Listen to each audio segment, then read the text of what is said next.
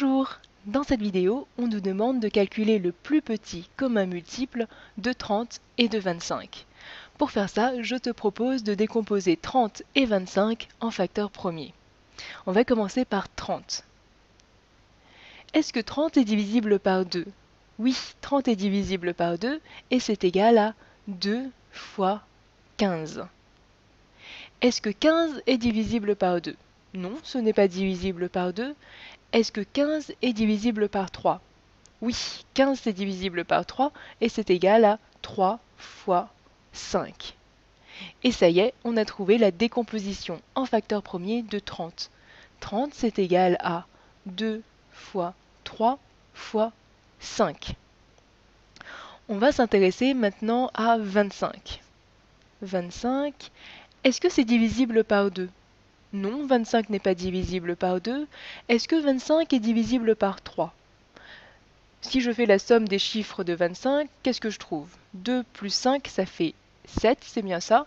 Est-ce que 7 c'est divisible par 3? Non, 7 n'est pas divisible par 3, donc 25 n'est pas divisible par 3. Est-ce que 25 est divisible par 5?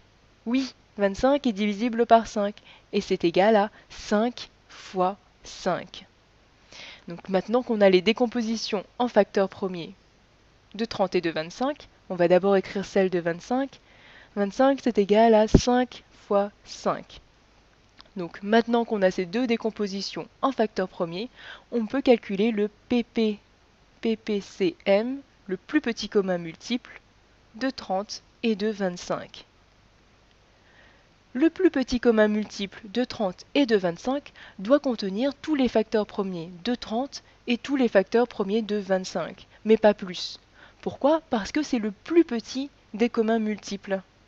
Si je multipliais par plus de facteurs premiers que ce que j'ai besoin, que les facteurs premiers de 30 et les facteurs premiers de 25, eh bien j'obtiendrais aussi un multiple, mais ça ne serait pas le plus petit des communs multiples. Donc, pour que le PPCM de 30 et de 25 soit divisible par 30, il faut qu'il contienne un 2 multiplié par un 3 multiplié par un 5. Donc 2 fois 3 fois 5. Et pour que le PPCM de 30 et de 25 soit divisible par 25, il faut qu'il contienne un 5 et un deuxième 5 encore. Donc ici j'ai déjà un premier 5, il me faut un autre 5. Et cette fois-ci, on a bien tous les facteurs premiers de 30 et tous les facteurs premiers de 25, et pas plus. Donc maintenant, il ne nous reste plus qu'à calculer ce produit-là. 2 fois 3, ça fait combien? Ça fait 6. 6 fois 5, ça fait combien? Ça fait 30.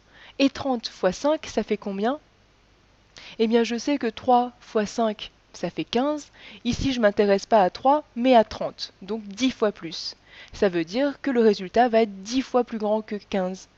Et 10 fois 15, ça fait 150. Je trouve que le PPCM de 30 et de 25, c'est 150. Et nous avons répondu à la question. À une prochaine vidéo.